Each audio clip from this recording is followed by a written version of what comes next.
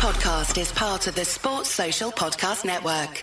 Erik Ten Hag has been announced as the new first-team manager of Manchester United.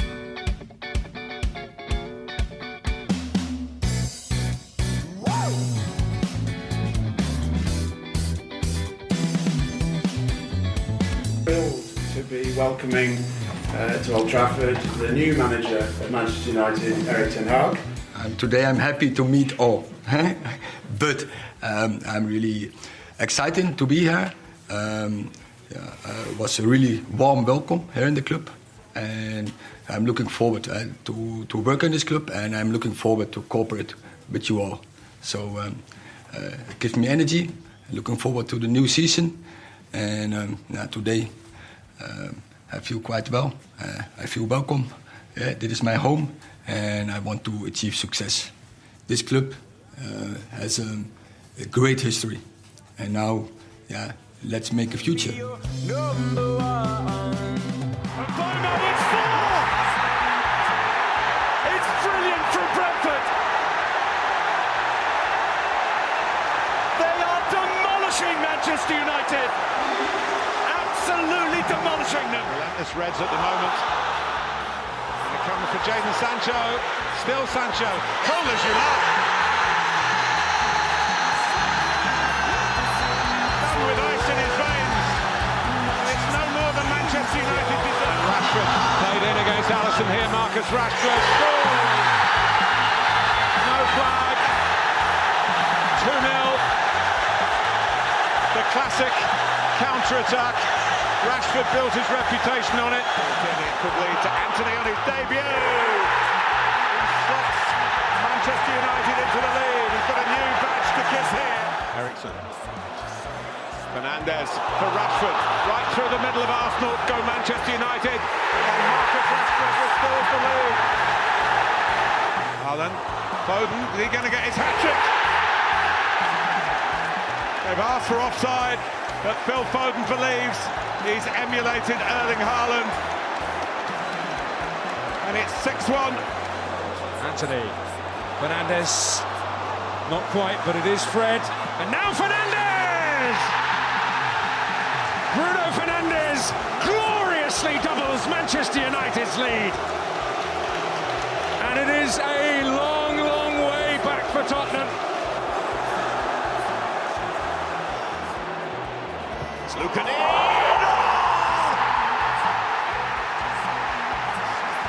Start is getting better and better and better for Unai Emery and Aston Villa. Garnacho might be the last attack of the game. Eriksson. Garnacho gets there. Manchester United have done it.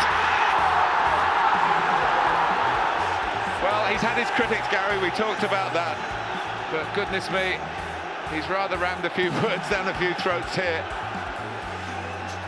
A late winning goal for Manchester United. A very warm welcome to the Manchester United Weekly Podcast. It's been a busy old season so far.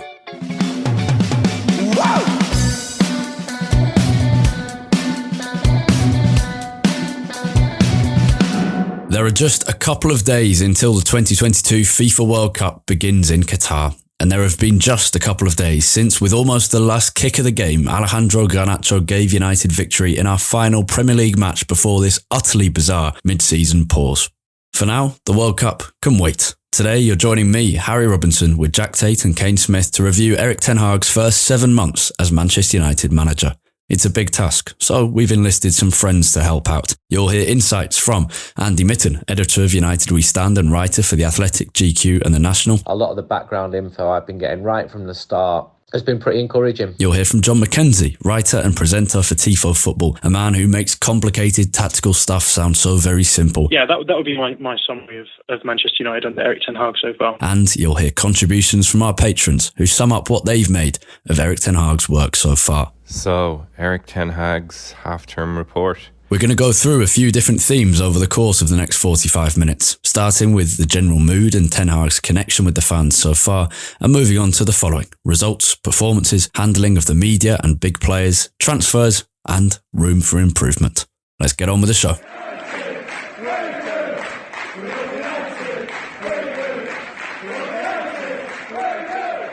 We've got loads to get through, so we'll dive straight in. Jack, hello. In one or two words, and no more, how would you sum up your mood towards Manchester United right now? And you can have an extra one or two to sum up your feelings towards Erik Ten Hag as well. On United, I would say surprisingly optimistic. And on Ten Hag, I would say just exceeded expectations, I think. Beautifully succinct. Well done. Cain, what about you? Well, for the situation at the club and the season so far, I'd probably go in a similar line to surprising progress, and for the manager, maybe four or five, a lot to deal with in these months, I think. A lot to deal with.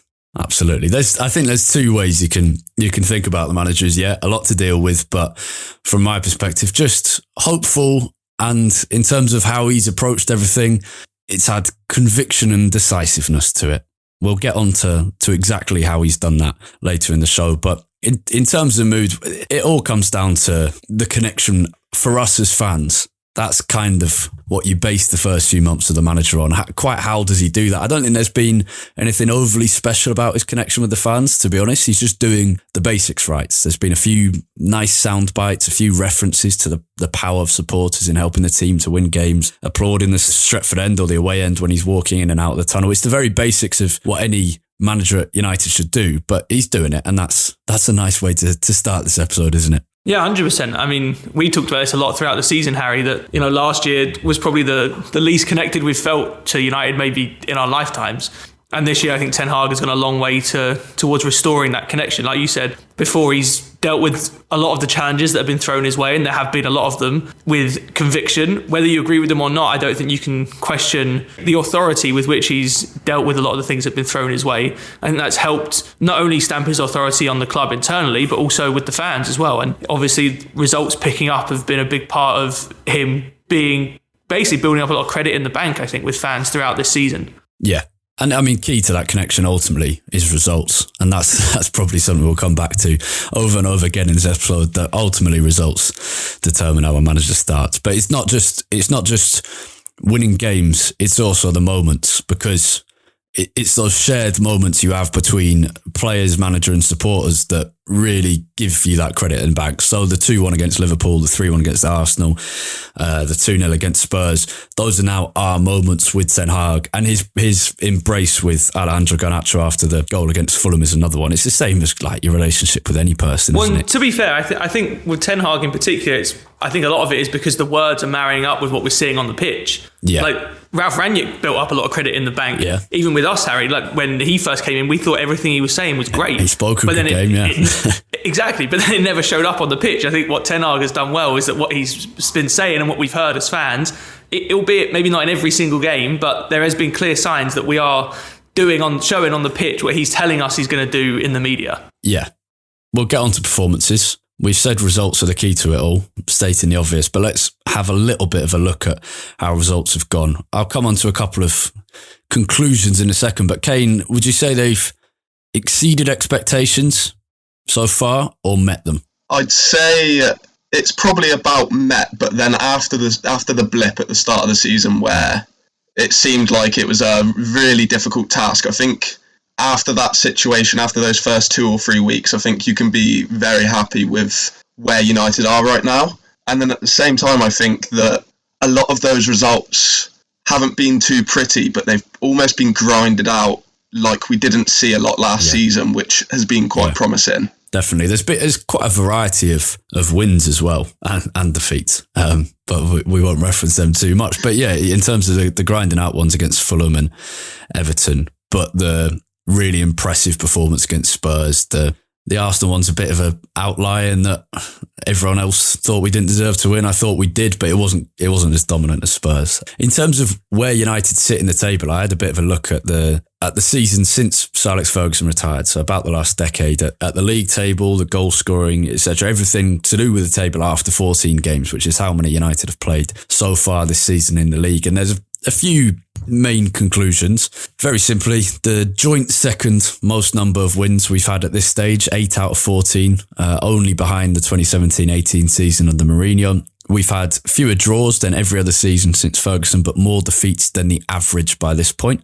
And those defeats, the margin of them has been pretty painful as well. There's a few negative points, such as we've scored fewer goals by this point than we have average. We've conceded more goals than we have on average at this point, but we've got more points than we have on average. It's an interesting comparison and kind of matches up with what Cain was saying about expectations being met and exceeded. Have I just forgotten a word?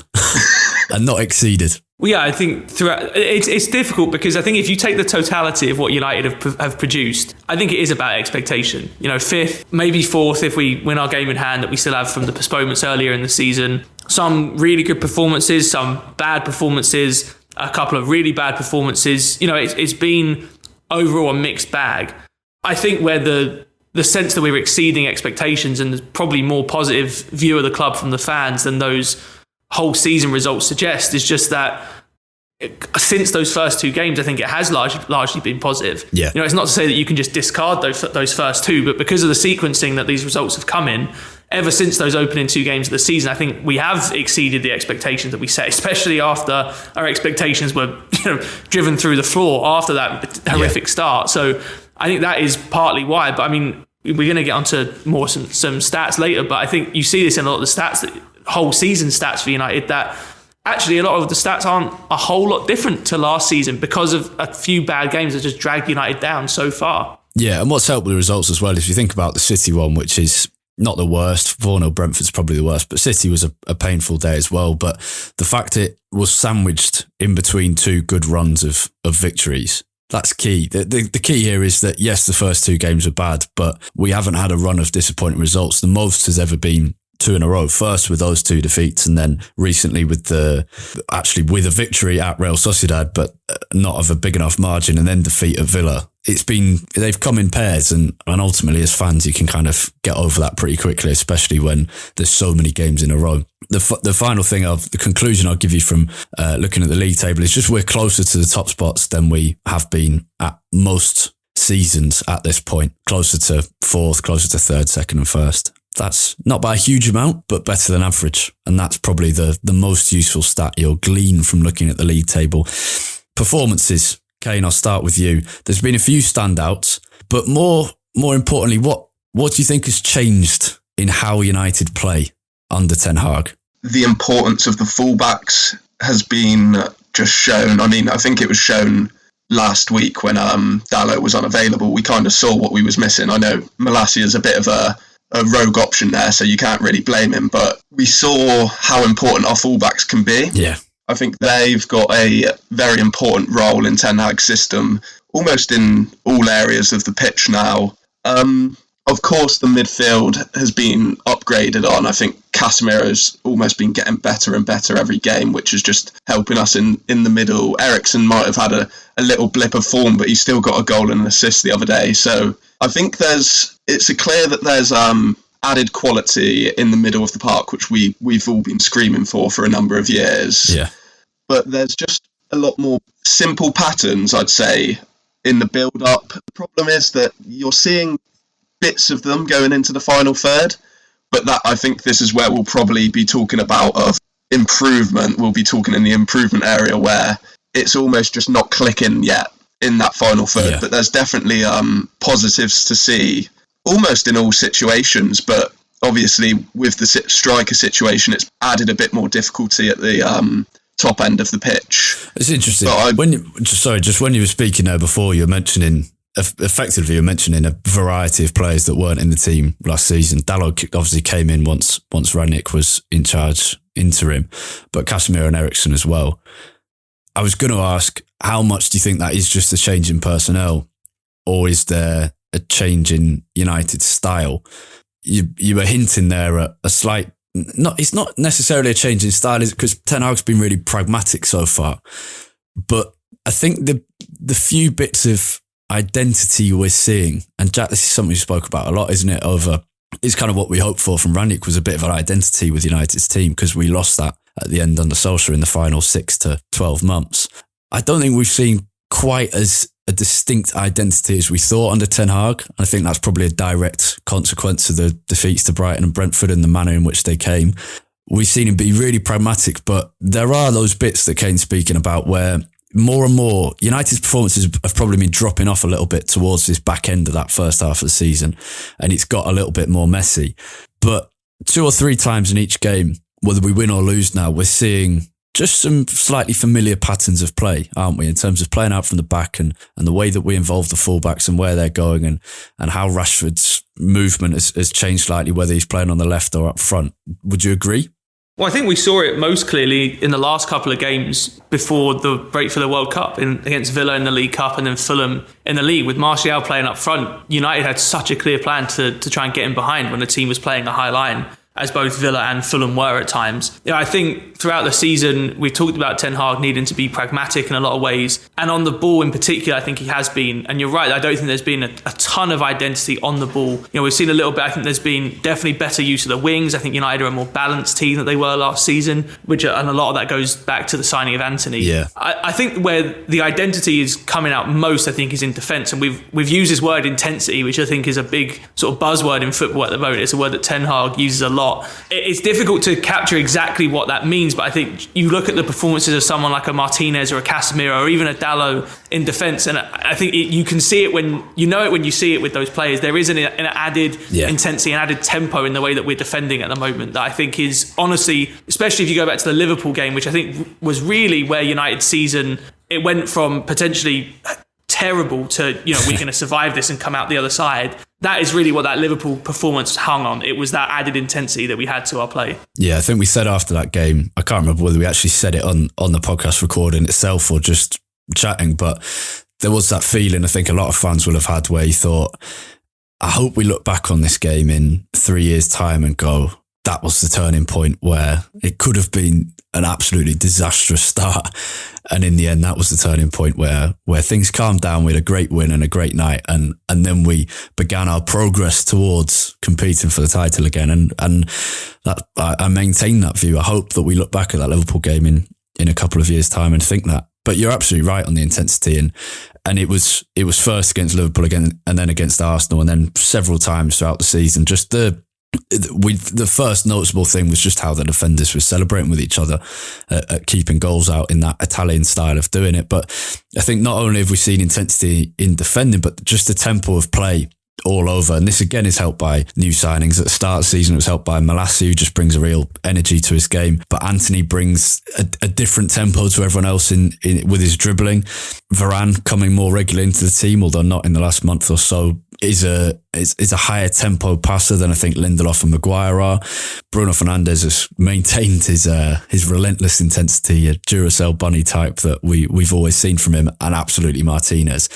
How much, I guess there's 3 possible explanations for that. How much of that is just new manager impact, the honeymoon period? How much is that the direct impact of new players coming into the team? Or is there an even more positive explanation than that, Cain, of that's what Ten Hag gets out of his team, and that's what a proper pre-season has done as well? Yeah, I think obviously it's a mix of those kind of different things. I think when you think back to after that Brentford game and the news when Ten Hag obviously went on the 13 kilometre or whatever it was run with his players, I think everyone agreed that it almost made them feel together, the manager and the team more together. And I think sure that as a player that would just make you want to try more for the manager. So I think he's been smart. He's got I think in his press conferences you always hear him talking about the standards, the demands which he sets. So I think it's almost a mix of that. We're together, but he's also got these standards which the players have to hit. And in those, like you said, we haven't hit many poor runs. But when they have came, he has like stamped down and made sure. It seems like he'll make sure that it won't happen again, and that might be why they've been so short. But the new players as well, they've definitely added a lot, especially with the experience of Casemiro and Eriksen. Yeah, definitely those two. But just on the point you said a few seconds before that, the number of times he's dropped players immediately, and Luke Shaw's been the main player to speak about this. And I think we all know this for sure, don't we? That he's a player who really needs accountability, external accountability, rather than he can't give that drive to himself. And footballers are different, and you'd expect most footballers to be able to force themselves into that. And the best players obviously can. But Shaw needs that external accountability, whether it's the challenge of a new left-back signing, it seems to be the endless way to get Luke Shaw to play well, or the threat of being dropped. And he was dropped, and he's accepted that he deserved to be dropped, and he works his way back into the team. But we've seen it time and time again with several players, and it's so basic, and that's the only thing I'm wary of throughout this episode is kind of praising Ten Hag for the basic principles of management. But that probably speaks volumes to just how bad last season was. And not just that, but a hangover of, yes, there were very good times under Ole, there were good times under Mourinho and Van Gaal, but the hangover of almost, a decade now of just a litany of managerial mistakes and missteps. Even the basic things that Ten Hag's doing seem good. Well, I think that's why we've been so keen to point out where he is kind of stamping his authority on this team and this football club. Like, we've had, how many times have we mentioned over the last 5 or 6 years that we've had every single kind of manager you could ever imagine since Sir Alex Ferguson retired? You know, we've had the sort of really successful, philosophical, dogmatic manager in Van Gaal. We've had the winner, pragmatic profile in Mourinho. We've had sort of the club legend in Solskjaer. We've had more of a sort of like club building type manager in Rangnick, and they've all failed for different reasons. And so I think that is, you're right, Harry, that you got to be wary of building up Ten Hag for things that really should just be expected of any manager. But I think for me, what's stood out is just the way that Ten Hag is stamping his authority, not just on this team, but also on the football club. Now, there's no guarantee that's going to last. We've had a lot of false dawns like this in the past, but I do think that Ten Hag, and especially from speaking to people like George that we've had on the podcast before who work in the media, there is a sense, I think, even in the way that Ten Hag has been interacting with people outside the football club as well, that this is a lot more so than we've probably seen any other time in the post-Sir Alex Ferguson era. This is sort of trending in Ten Hag's direction rather than a altogether completely different direction, and the manager just kind of has to fit into that. Well, because Ole managed to get a bit of his authority on, and he managed to get the mood really good, but it did always have the feel of attempting to restore a previous identity. And I think the difference with Ten Hag is, and I'm not talking about identity in terms of style of play, but just overall kind of how you approach a football club. Ten Hag's making his own way. Solskjaer always, looking back now, Solskjaer's reign always felt a little bit like an interim period that had been extended too long. Ten Hag feels completely different to that. Yeah. Literally what it was. Yeah. Let's we'll hear a bit more from Andy on that in a few minutes as well. But let's for now dive a little bit deeper into the tactical side of things. We've spoken a bit how United have played on the ball, but I asked Jon Mackenzie, tactics guru for The Athletic and Tifo Football, and also crucially I wanted to get him because he's not a United fan. He's actually a Leeds fan, unfortunately. But I wanted to get his insight as a neutral and a tactics expert on the key changes that Ten Hag has made to this United team compared to those of Ole Gunnar Solskjaer and Ralf Rangnick. This is what he said. Yes, I think for me the biggest change, and it's something that people haven't talked about too much, is the off-ball stuff. I think a lot of the things that Manchester United have done really well this season have come in games when they've been able to control out of possession. So we saw the Spurs game in particular, I think stood out as a game where you control the out of possession side of the game. And doing that kind of thing then means that you are set up in such a way as to be able to compete across games rather than simply doing what you were doing under Solskjaer a little bit more, which was you're sitting deeper and then trying to attack in certain moments.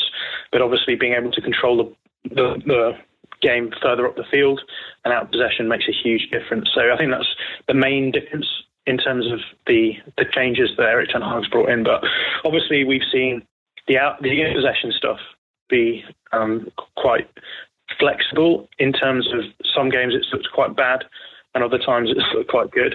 I think some of that comes from the fact that when you have a squad as flabby as Manchester United, I'll say, where you have obviously like the detritus left after years and years of having different managers quite regularly.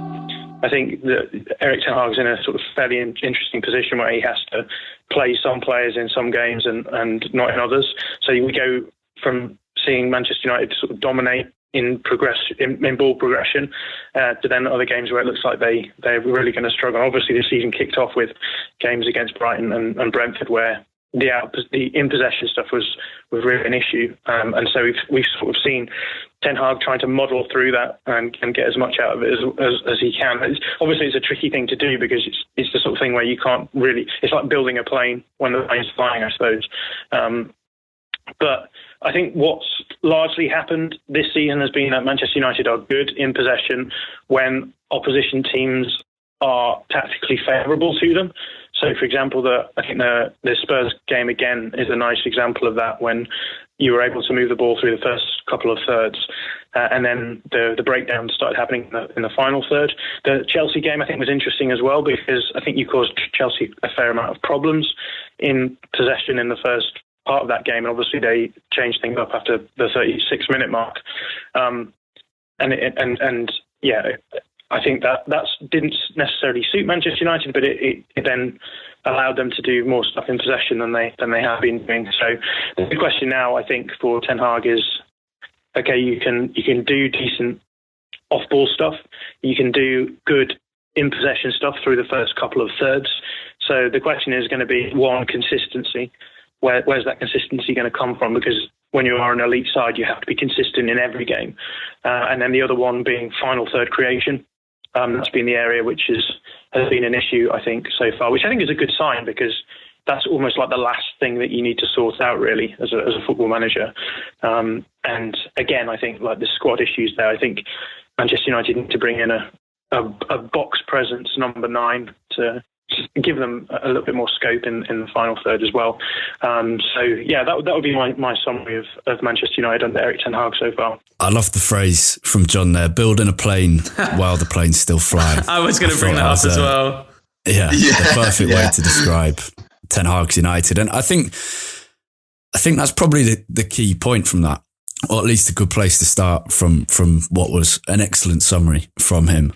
In that, I think it became obvious earlier than we would have expected just how much that phrase would be true in the Brighton and the Brentford games, when we saw De Gea's difficulties playing out from the back, but not just De Gea, the whole team struggles with the on-the-ball stuff. And I think we're getting a few hints of, as we said a few minutes ago, we're getting a few hints of the on-the-ball quality that's starting to build, and hopefully we'll see more of it after the break. But it does feel like the off-the-ball stuff is even that, the kind of intensity of the pressing is not what we might have expected. Do you think, when you look at these recent United performances under Ten Hag, is it what you expected at all from a Ten Hag team? Because for me, it probably isn't. And that's not to say it's a bad thing, because I appreciate it. I'm impressed that he's managed to, that's the key. I'm impressed he's managed to get results while kind of pragmatically not playing to his typical style. It's not what I expected at all, to be honest. I think when Ten Hag was hired, I expected United to play, I guess to some degree, slightly similar in a way that Pochettino's Spurs used to play, where it would be very much a focus on playing out from the back, probably a lot of focus on the goalkeeper to start attacks, and then pressing, not necessarily insanely high press in terms of like just going all out all the time, but a very coordinated, very regimented high press. And I think what we've seen elements of that at times. We've talked a little bit about De Gea improving, playing out from the back. That United in general have got better at that, and the pressing has improved, but it hasn't. I wouldn't say United are a high pressing team yet. I think we've called it a mid press throughout this season, where we definitely will press higher up the pitch than I think United have in previous years. But with a higher defensive line as well. That was one of the first things for sure.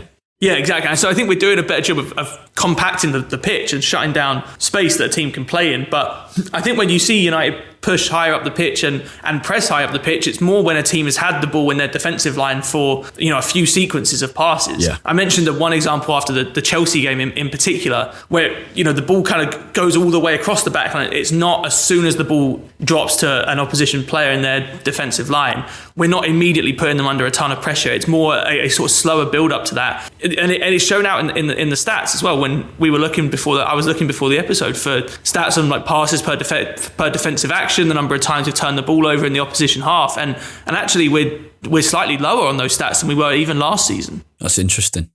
Cain?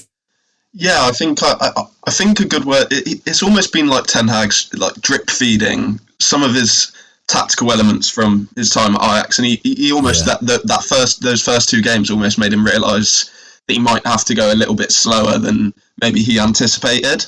I think regarding the pressing, I think perhaps it's to do with almost United's poor defensive shape out of possession last season, and it was all perhaps he wanted to solidify that before focusing on the pressing. I think we've seen elements like you've previously mentioned of the pressing coming out, maybe not high over intensive like you might have seen of like a Liverpool side of a couple years ago. But I think if you ask most United fans, I think the main thing that we needed to improve on from last season was those defensive transitions. Yeah. How the team defended just in their shape when the opposition had the ball. I think that has improved. So but I'd like to see. I think it was 8 clean sheets in a row, wasn't it, at one point?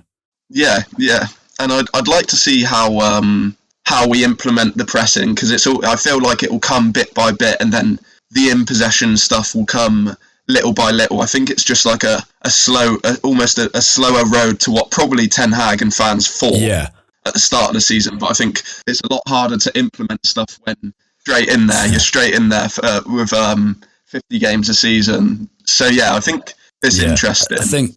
I think that's what's most. I think if I really think about Ten Hag, what's most impressed me, and the authority and all of that is great, but it would mean nothing if he wasn't getting results, is the speed at which he acted after those first 2 games. You could maybe say he should have acted after 1, but I don't think Brighton. I think Brighton, we saw signs that maybe United can do this, but it's going to be a bit painful. Because I think, Jack, when you and I previewed or kind of reacted to Ten Hag's appointment and then previewed the season, I think both of our kind of key point was, or at least from my perspective, I thought this could be a really painful first 6 months. And it's been a lot less painful, and that shows in results. I thought United could be 8th or 9th and have not lost 4 games, but have lost 7 or 8 out of the first 14. And it could have been really painful, but that we'd be pleased with the identity from game to game, we were saying. Ultimately, you would be more comforted by it than pleased, I think, if you were losing that many games. But I thought it might go along those lines. I think what pleased me is that decisiveness from Ten Hag. It's how quickly he realised. And I think that's a good sign. That's not just a good one-off. I think that's a good sign for his ability to adapt and be flexible. Yeah, I think a good example of that as well is I think Ten Hag has a real focus that we've seen so far on. I think he has a very clear idea of what he wants in each position on the pitch. And even though United aren't playing, I don't think, in a typical sort of Ten Hag style yet, United have a team, I think, where we've talked about this a lot in the last few years, that we have very few positions where every player that we have available in that position is a similar profile. And so it means that when you have to chop and change a team, the way that United end up playing completely changes every single week. Yeah. Because we just don't have any backups in any positions that can come in and just slot into that role. You end up with a lot of square pegs in round holes. And I think Ten Hag has clearly identified that. And we've seen players playing in positions that we would probably say is a little bit odd. You know, we've talked a lot about McTominay playing as a number 10. Fred has played as a number 10 before, while Eriksen is on the pitch and playing as a deeper midfielder, sometimes the deepest midfielder. We've seen Malacia play at right back when we've had other options like, say, Lindelof or even Wan-Bissaka available. There is a very clear identity, I think, or a clear identification from Ten Hag of what he wants in certain positions. And he seems to be much more focused on the traits and attributes that he wants rather than whatever position on paper every player is supposed to play in. And I think to your point, Harry, it's been interesting to me that the pragmatism that he's shown, yes, in terms of the way that we're playing, not living up to that sort of Ten Hag-ball kind of billing, but at the same time having very clear ideas about what he desires and what he demands from every position. And I think, and this is probably a good thing for the players, I think he's setting players up to perform better in those roles because he's not putting, say, Scott McTominay, for example, in a role where he wants a really good ball progressor from deep, because that isn't McTominay's game. Yeah. Much more clearly defined responsibilities in this team is obvious. Especially, I mean, it's almost wrong to compare to last season because of just how bad it was. But yeah, when you compare to last season. I asked both of you to bring with you one stat that you thought sums up Erik Ten Hag's United so far. Which one of you wants to go first? Cain, you go ahead. I'll go first. So my stats, it's a bit of a negative one. I feel like when we've spoke about where United can improve, we've almost I think a lot of people have almost mentioned that it's that one more pass that United need to try and make to almost open up teams. And I had a look, and this season in the Premier League, Manchester United's average distance per shot is the highest of all teams in the league. It's at 18.9 yards. Teams like Manchester City is at 17.1, Newcastle 16.1, and Arsenal, top of the table, unfortunately, at 15.9. I don't think the stats are overwhelming, of course, and we're only a short way into the season, but I think it's just a nice example of where United need to improve in the final third, where I mean, of course, Ten Hag, I think he mentioned it might have been in pre-season or just as the season started, the importance of cutback crosses. We've seen Manchester City score countless of them over the past few years, and it's a great way of generating high-quality chances. And I think we've been a bit, obviously not as much as perhaps last season where we saw a lot of trigger-happy shooting, but we've almost seen we've got to the edge of the box, we can't quite find that final pass, so we're potentially rushing a shot or rushing a different action. But yeah, I just thought that was a bit of an interesting one, which kind of goes in line with an area of improvement that United can work on. And I expect that Ten Hag will be wanting the team to make those better chances. Yeah, definitely. I think it's noticeable as well. I'd be very interested to know if you took Bruno Fernandes out of that, to what extent it would go down. Well, if you take out all Portuguese players from United, take out Ronaldo too, and see what that ends up being, and Dalot. Yeah. Well, on the subject of Ronaldo, I think that brings up a point on that, in that the inconsistency in the attack. Rashford has been the only consistent presence. Anthony was very consistent, but then out injured. Bruno has also been consistent, but I'm not counting him, just the front three. I think means we've seen different problems related to that stat at different times. With Ronaldo, it's been there's not a big enough, he's drifting all over the place. Or people are always looking to give him the ball, such as Diogo Dalot, who seems to be a completely different player when Ronaldo's on the pitch. Bruno can't find spaces quite as well. And then when you've got Rashford up front, you've got another problem where you don't have that big box presence. I think we've seen a whole different variety of issues, which I can't decide whether that makes me more or less confident that just a new profile of striker would fix that. What do you think, Jack? More or less confident? I'm leaning towards more. Well, I think it is more, simply because I think, like I mentioned earlier, the last couple of games against Villa and Fulham, I know United weren't exactly a potent attacking force in either of those games. We did score 4 against Villa, but a lot of those came in the second half. Well, all of them came in the second half. But I think you saw in those 2 games, United carried so much more of a consistent threat in those games in behind in particular. And that plays to the strengths of so many of the players in our team. Because I think if you had a front four of, let's say, Martial, Rashford, Anthony and Bruno Fernandes, Marcus Rashford in particular thrives in running in behind. Martial can do that and is also pretty good at coming short and playing with the ball at his feet. Bruno Fernandes is, in some ways, almost in terms of his goal threat anyway, better making runs beyond the striker and being on the end of those chances rather than being burdened with the sort of lone responsibility of creating them. And then Anthony is a very good player, ball to feet, running at a man. Isn't so much of his game in behind as Rashford is. That is quite a nice complement of a quartet. When you have 2 of them that seem to thrive a little bit better coming short, receiving the ball to feet. 2 of them, Bruno can sort of do both, but Rashford in particular is by far and away at his best when he's running in behind into space. That profile that Martial has, both being able to run in behind when space is available, but also dropping in, receiving the ball, and not just receiving the ball, but receiving it on the half turn, turning and driving us forward. That is, I think, what we're really missing when Ronaldo plays up there. What's interesting is that I'm pretty sure that front four's never played together. Probably not. Because since Martial, unless for the first 39 minutes at Everton, or 36 minutes, maybe even less, but I'm pretty sure Sancho started that game and not Rashford. So if they've played together, it's just for less than under a half, which is interesting.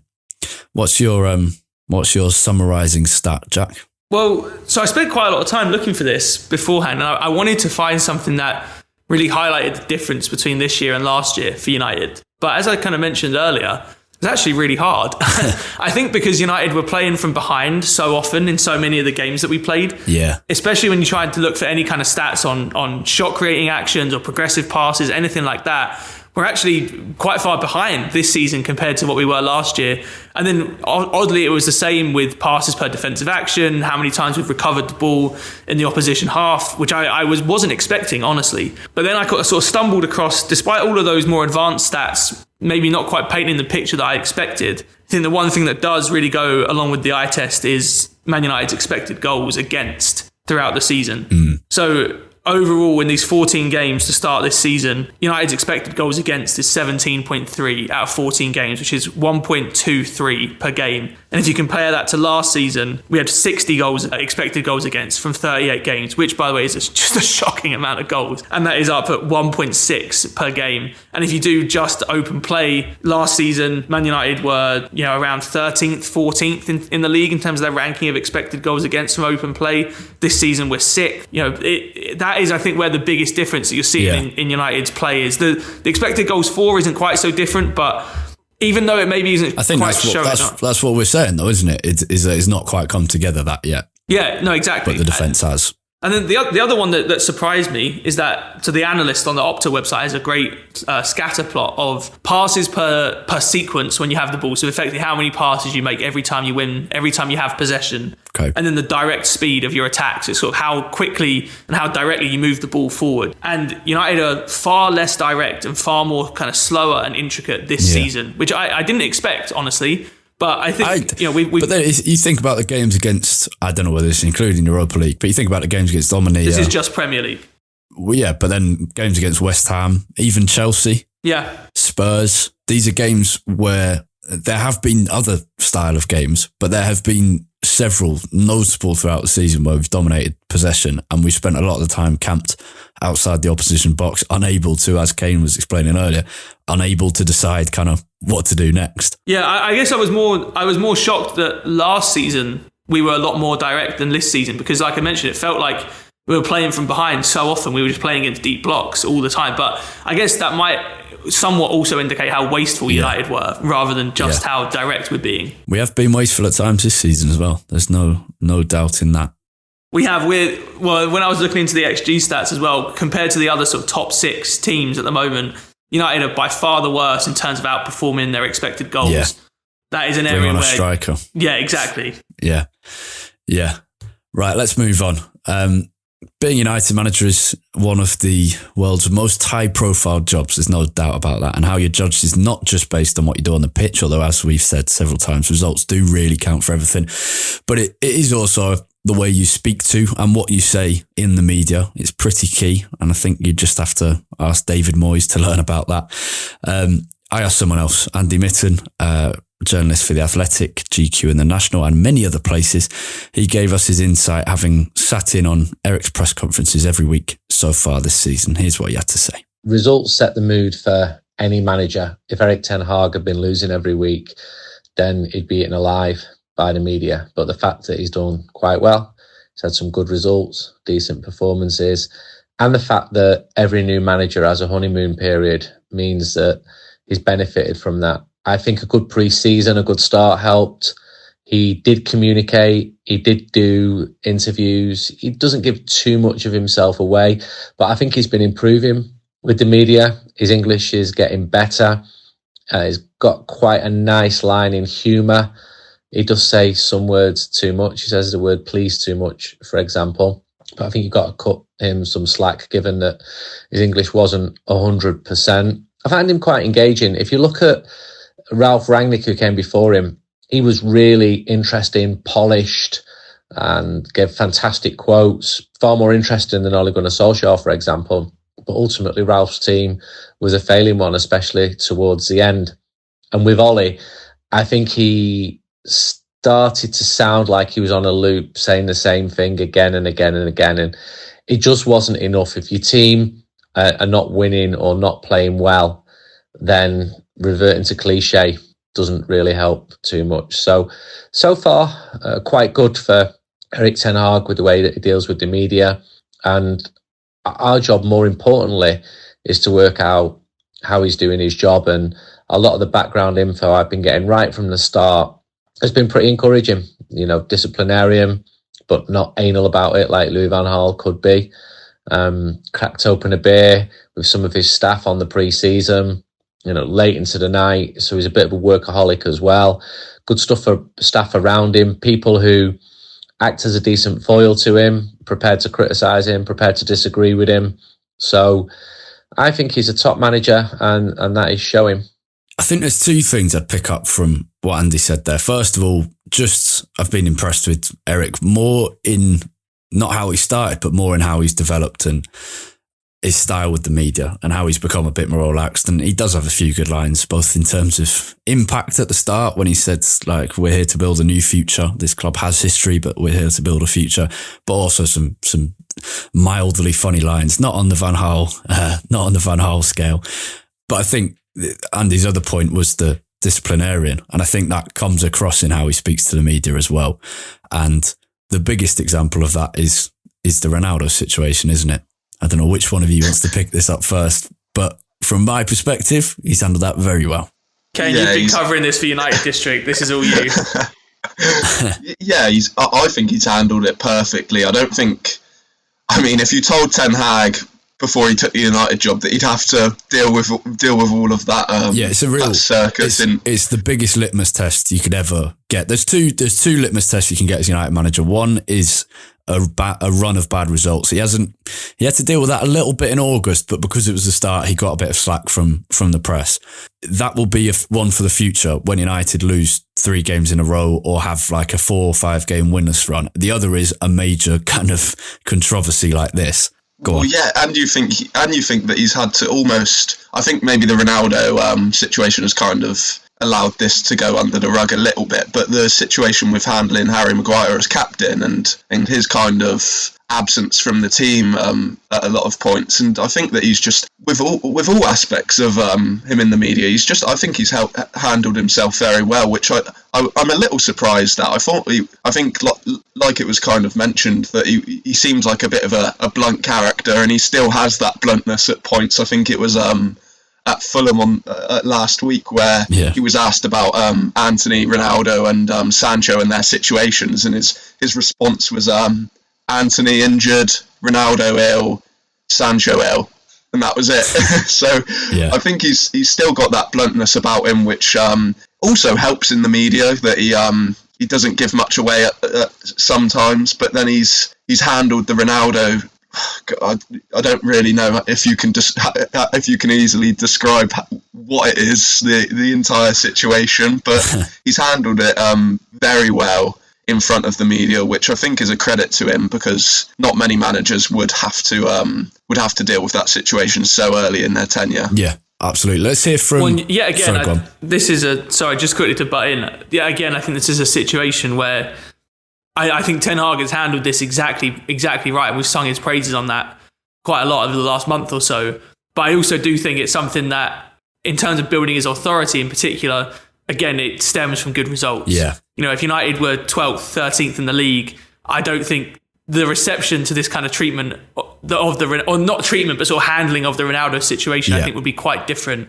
If United were in a really poor patch of form, it looked like the team was struggling, even with whether Ronaldo was in the team or not. Journalists aren't thick. They can see Ronaldo's missing chances. If Ronaldo was playing, not missing chances and just not getting a lot of service, it would be different, but people can see what's going on.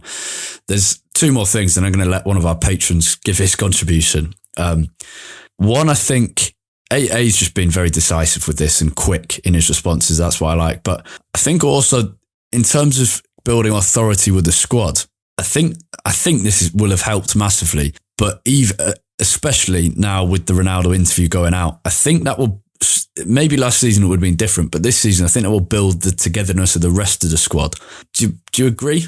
Or do you think that's a rose-tinted way of looking at it? I think it has to, in a lot of ways. I guess the only way it maybe could go a different way is if Ronaldo still has certain players in the squad who sort of look up to him to such a degree that they would just always sort of follow him in whatever direction he's pulling.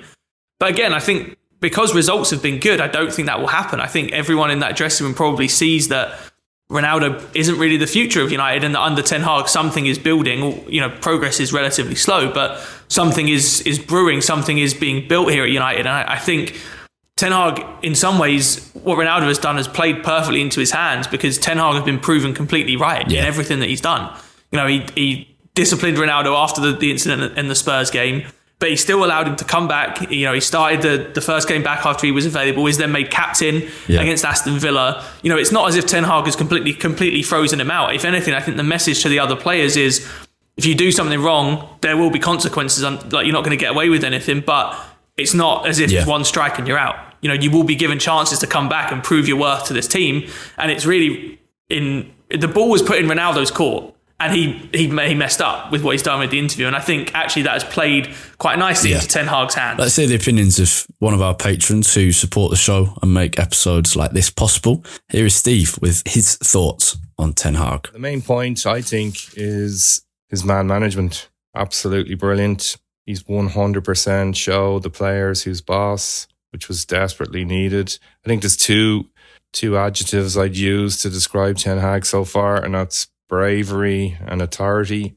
both which brilliant. There's countless examples, all good, of him showing he's not to be messed with and showing people who's the boss. Like, I think he came back to United earlier than expected. I remember that Sky Sports presenter harassing him, getting into his car, who he subsequently blanked at the next press conference, which was brilliant. Dealing with the likes of Maguire and Shaw, being brave enough to drop them, letting them kind of know, again, who's the boss. Great. I think the way he's dealt with Garnacho, obviously, he's got him firing now. Rumours of him being a bit of a diva early on, and pre-season, etc. So dealt with that great. Then obviously, Ronaldo, I think he's treated him more than fairly. Obviously, again, we don't know all the facts, but based on what we do know, he didn't go to pre-season. He wasn't fit. He kept him out of the team. He seems to have put Man United first, not Ronaldo first, which is obviously great. You know, a lot of managers would have balked to the pressure and played him. He didn't. I think he treated him more than fairly when he was throwing tantrums and stuff. So again, top marks for that. And even like little things that kind of might have gone unnoticed, like his statement about Donny van der Beek. You know, he kind of basically came out and said, why would I loan him out? He's either good enough for this club or he's not. That's brilliant. When you see all the guys that are still picking up a wage from United after years of loans and coming back and not showing any progress, it's great to have a manager now that's like, you're either good enough for us or you're out the door. Brilliant.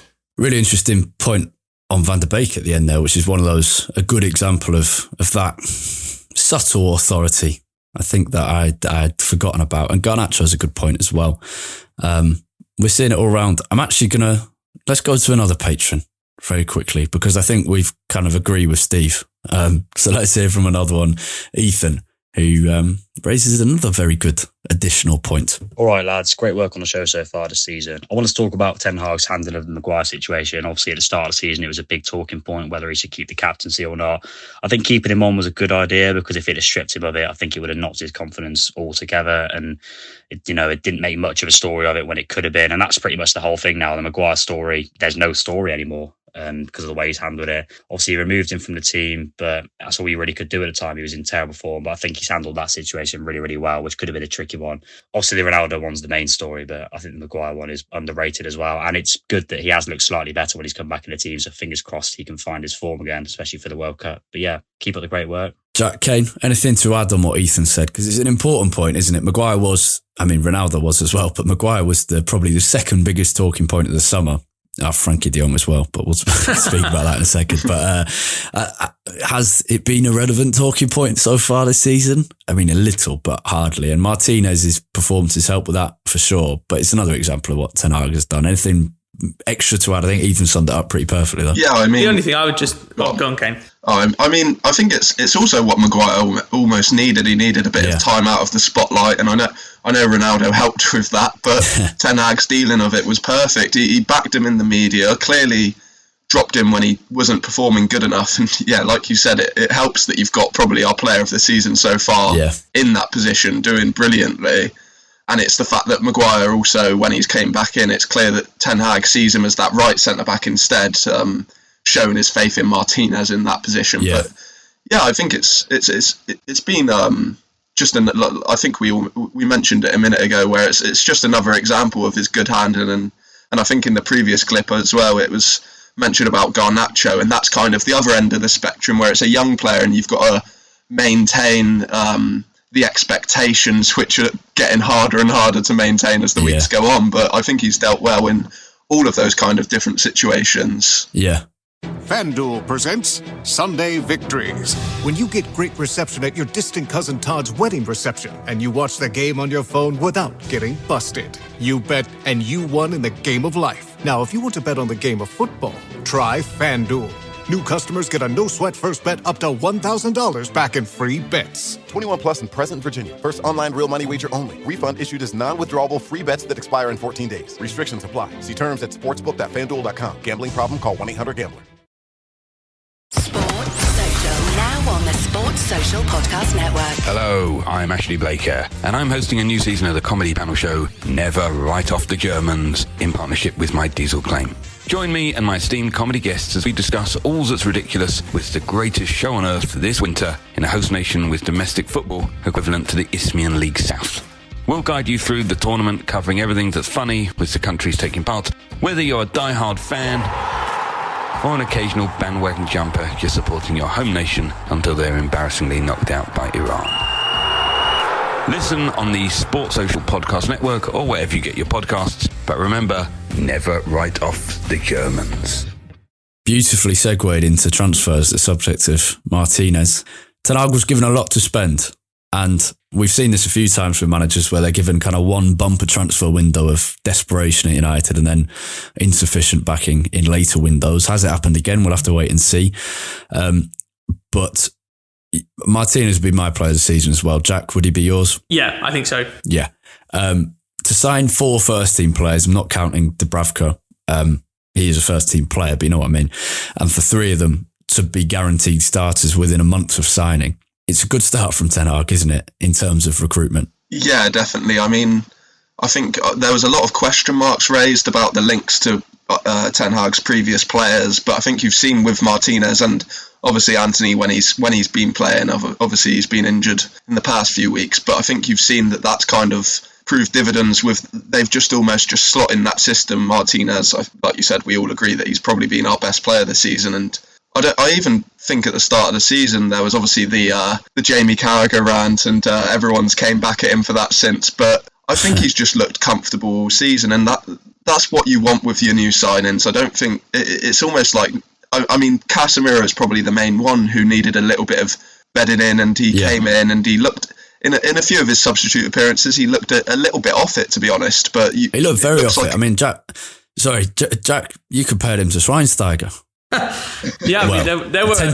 I'll give it to you. It was very tentative. Your link. It wasn't final. I mean, yeah, those first few games were really bad. I think it was the Sociedad game in particular at home. I think it was his first start. And he was miles off the pace in those first couple of games. And the way he's turned it around has been brilliant. Even that Everton game, which was his first Premier League start, he came in and had some great moments, but he was still very up and down even in that game. Yeah.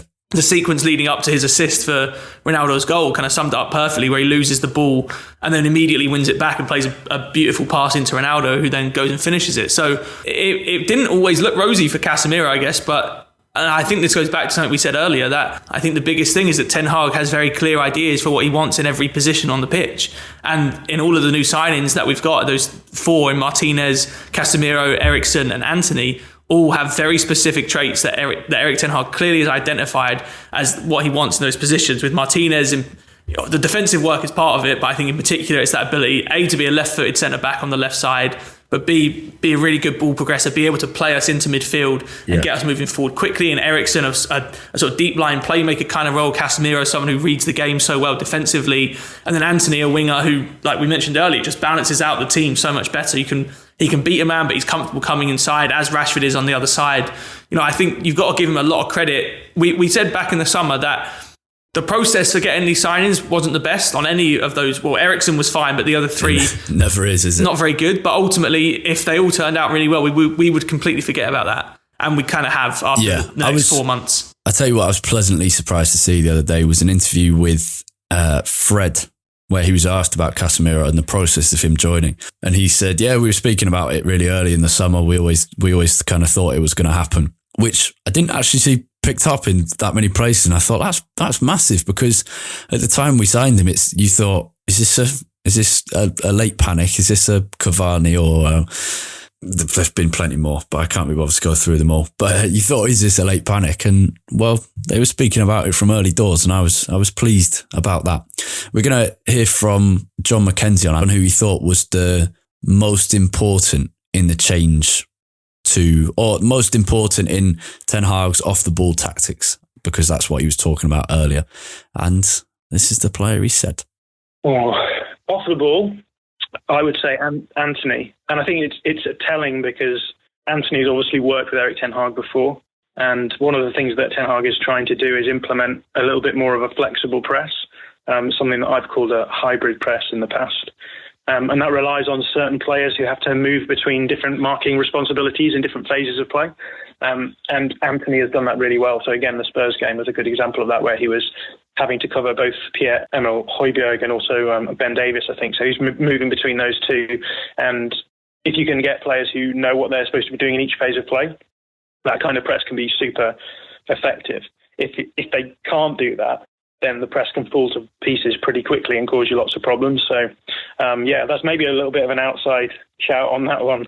I don't think anyone would have expected me to say that. But obviously, Casemiro as well is an important player to have if you are a side who are trying to maintain high possession, because you are going to leave yourself exposed at the back. And he's such a good interceptor of the ball, such a good reader of the game, that he will help break those counter-attacks by the opposition down as well.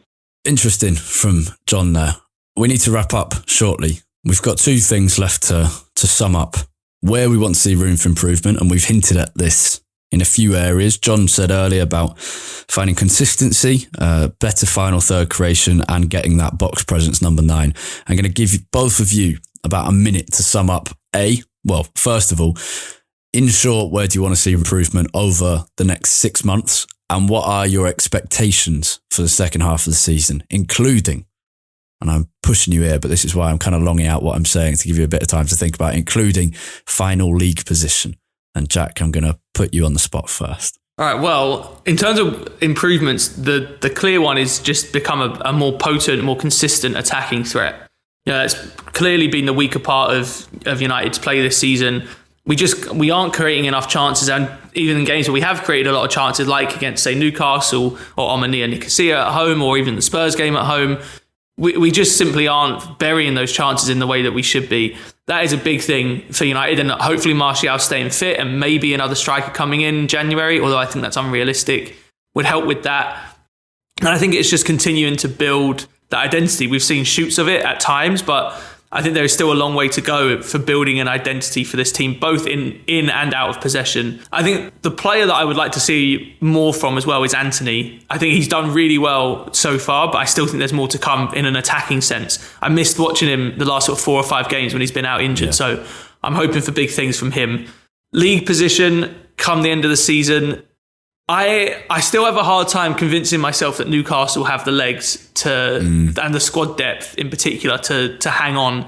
I know they have less players going to the World Cup than a lot of their rivals, which will help, but I think they will fall off, and I think United will finish 4th. Cain? With the improvement, I think it's similar to Jack, that I'd like to see the improvement in the final third, getting more of those cutback situations, which I mentioned before, and I think Diego Dallo actually set Bruno Fernandes up for Portugal this evening in a similar fashion, so hopefully they can translate that to Manchester United. But alongside that, I think increased control in games. Obviously, we've mentioned that we've had control in some, maybe not some others, but maybe that more consistency as the season goes on. I think expectations, it's hard because there is a lot of there's a lack of squad depth in a number of key areas. We know right back, on the wing, as we've seen with Anthony on the right, as the centre forward, and in the midfield with Casemiro and Eriksen being the key men. So it's going to be hard to say, but I feel like I'd go the same and say that we can get into the top 4 in the 4th position. I think we've got a much better opportunity to finish in the top 4 than I expected at the start 100%. Of the season, because of Chelsea's weakness, Tottenham's inconsistency. The only obviously down on that is the fact that Newcastle have done very well. But a key thing for them is they have no European football as well. I don't really care where United finish if we win the Europa League. A, for the brilliant day it would be, and a trophy for the first time in 5 years, but also because then you'd be in the Champions League anyway. I think Champions League will be really important if we're going to attract the kind of striker that we want to, or the kind of central midfielder that we want to bolster there. But I think the Europa would be the competition I'd most like to win. Decent chance in the League Cup with a lot of big teams knocked out, but City still being in it is a problem. I'm not going to go for an improvement. I agree with everything both of you said. I'm not going to go for improvement, but I would almost see it as an improvement. If Ten Hag can maintain good relations in the squad and a good connection with the fans until the end of the season, I see that almost as an improvement. And because to do it for 4 months or 5 months is great. To do it for a season would be a really good start. Obviously, that is dependent on results. I'm going to predict optimistically for United to finish 4th, but that is very dependent on who gets injured when. Is there anything else either of you would like to say before we wrap up? I have 2 things to finish off. Firstly is, I should have mentioned this in the improvement, I want to see United win a Premier League game by more than 2 goals, or by more than a goal. Honestly, I'm a bit fed up with squeaky bum time every single game. So just win a couple of games comfortably. And then I wanted to ask both of you, we talked about league position. Will United win a trophy this season? I mean, it's so hard to say. I'm going to go yes. I think no, but I hope yes. That's it. You've got to say yes, haven't you? You've got to say yes. You've got to believe. It's a difficult one, but yeah, and like Harry said, it's hard to predict, but it would be brilliant if he could. I think Barcelona is a massive challenge in the Europa League, made even harder by the fact Lisandro Martinez is suspended for the first leg at the Nou Camp, and I think that genuinely makes a massive difference to the tie, because if you can get a 0-0 away from home and just need to win, I'd back United, but getting a clean sheet at the Nou Camp without Martinez is going to be very difficult, highly dependent on whether Varane's fit. The League Cup, I can never back United to win because City have such a hold on it. Then you're left with the FA Cup or the Premier League, which isn't happening. I think if United can get past Barcelona, we'll win the Europa League. There's a bold prediction to end it for you. Yeah, but I agree with you, Jack. I'd like to see us do a team in, and hopefully Nottingham Forest. The problem is we've got a bit unlucky with when we've played teams such as Villa just after they've changed managers. We're not playing Forest or Bournemouth. Bournemouth had a tricky start, but then have now recovered. We're not playing Forest until after the winter break, where they can have a chance to work with their players. So we've got a little bit unlucky in that regard, but that's the way the cookie crumbles. We better wrap up. That was a really interesting chat, made even more so by the contributions of Andy Mitten, Jon Mackenzie, and our patrons Steve and Ethan. Thank you to all of them for taking the time to be a part of this episode. Jack, Cain, thank you both very much for the thoughts of those two during the week. Where can people find you on Twitter, starting with Jack? At UTD Tait, Tait. And Cain? Cain Smith MU. And you can find me at Harry Robinson64 and the podcast itself at UTD Weekly Pod. That's POD at the end there. If you'd enjoyed the show, there's 3 ways to support us. 1 is to tell a mate about us. 2, leave us a review on Apple, Spotify, or whatever you're listening to this on. And 3, become a patron like Steve and Ethan. You can pay as little as 38p, 40p a week for ad-free early release episodes with a bonus Q&A at the end. Thank you for listening. Have a great week. Goodbye.